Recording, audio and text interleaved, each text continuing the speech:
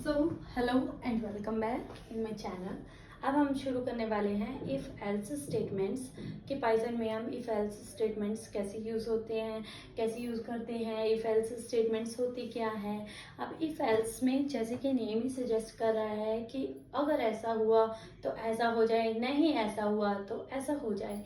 वैसे ही जैसे अगर मैं बात करूं कि या तो मैं पास हो सकती हूँ या मैं फेल हो सकती हूँ, या तो मैं एक टाइम पे अपने घर हो सकती हूँ या तो एक टाइम में मैं अपने स्कूल हो सकती हूँ। उन्हीं कुछ कंडीशंस को अगर हम देखें तो पाइथन की प्रोग्रामिंग में लिखे तो उनको इफ एल्स स्टेटमेंट बोला जाता है। अब जैसे हमने पहले एक प्रोग्राम बनाया हुआ है, हम बहुत ही ज़्यादा आप कह लो कि सिंपल वे से शुरू करते हैं चीज़ों को लिखना।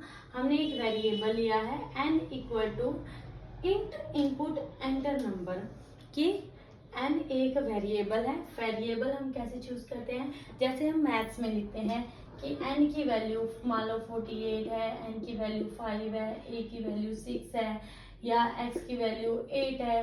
इस हिसाब से हम मैथ्स में बचपन से ही करते आ रहे हैं कि हम मैथ्स में कोई वैल्यूज असाइन कर देते हैं। वैसे ही हम पाइथन में वैल्यूज को असाइन कर सकते हैं और उसको बोलते हैं वेरिएबल को वैल्यू असाइन करना। अब ये n है, ये वेरिएबल का नेम है। इसकी जगह आप कुछ भी नेम लिख सकते हो एज यू विश। इंट का मतलब है जो भी वैल्यू हम डालने वाले हैं वो इंटीजर में आएगी। इनपुट दिस, इनपुट का मतलब है कि हम कोई भी वैल्यू, जब हमारा प्रोग्राम एग्जीक्यूट होएगा तो उसमें हम कोई वैल्यू लेंगे और वैल्यू लेने से पहले ये वाला मैसेज हमें प्रिंट हो जाएगा। ये स्ट्रिंग में लिखा होता है। स्ट्रिंग मैसेज प्रिंट करने के लिए हमें ये काम आता है। और ये एक फंक्शन है, क्योंकि फंक्शन जैसे मैंने बताया था कि open and close, round bracket से ओपन एंड क्लोज होता है, उसको फंक्शंस बोलते हैं। अब जैसे प्रोग्राम एग्जीक्यूट होगा तो पहली लाइन पे जाएगा इंटरप्रिएटर और देखेगा कि n equal to int input enter number, यानी कि यूजर ने जो प्रोग्राम लिखा है उसमें वो एक वेरिएबल चाहता है जो इंटीजर टाइप का हो। जैसे मान लो हमने जैसे ये मैसेज प्रिंट हुआ एंटर नंबर, तो मान लो हमने वैल्यू एंटर कर दी 54 फॉर एग्जाम्पल।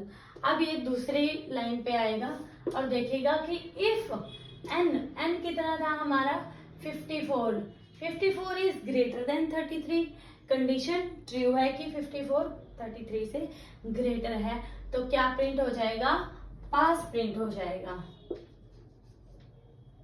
ये हमारी सिंपल इफ स्टेटमेंट है। अगर हम इफ एल्स स्टेटमेंट लगाना चाहे तो इसमें हम एल्स पार्ट को भी डाल सकते हैं, जैसे एल्स अगर पास नहीं हो तो फिर क्या हो सकता है, फेल, प्रिंट फेल। अब जैसे ही हमारा मान लो इंटरप्रिएटर आया, यहाँ पे उसने ये वाली लाइन एग्जीक्यूट करी कि if n is greater than 33, मान लो हमने n दे दिया यहाँ पे 20। जैसे ये मैसेज प्रिंट हुआ हमने n दे दिया 20, तो 20 यहाँ पे आया। 20 is greater than 33, condition false होगी, तो ये वाला ब्लॉक नहीं चलेगा क्योंकि इसकी कंडीशन ट्रू नहीं है। ब्लॉक एल्स वाला चलेगा और प्रिंट हो जाएगा फेल। तो इस हिसाब से हमारी इफ एल्स स्टेटमेंट वर्क करती है।